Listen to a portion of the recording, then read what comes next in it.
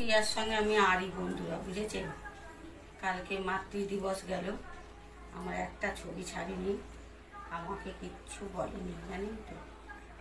ওরম ভালোবাসা দেখিয়ে লাভ কি আছে? একদিনের জন্য মায়েদের ছবি ছেড়ে মায়েদের সাথে, আদার্স ডেটে মায়েরা তো একাই থাকবে। ওরম লোক দেখানো ভালোবাসার কোনো মানে আছে? তাও ঠিক, আদার্স ডেতে তো আমার সাথেই থাকে সব সময়।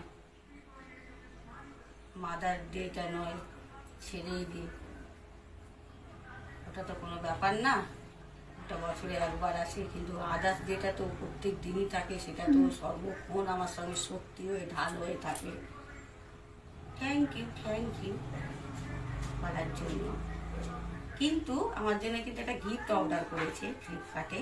পরে বলেছে আমায়, একটু রাগ করেছিলাম বলে, বললো তুমি কেকও খাও না, ক্রিম কেক আর ক্যাডবেরি খেতে ভালোবাসি, কিন্তু এখন তো ফ্যাটি কোনো জিনিস খেতে বারণ করেছে, ছেড়ে দিন। তাই জন্য ও আমার জন্য একটা গিফট অর্ডার করেছে, বলছে নাকি কবে আসবে, 22শে মে। 22শে মে।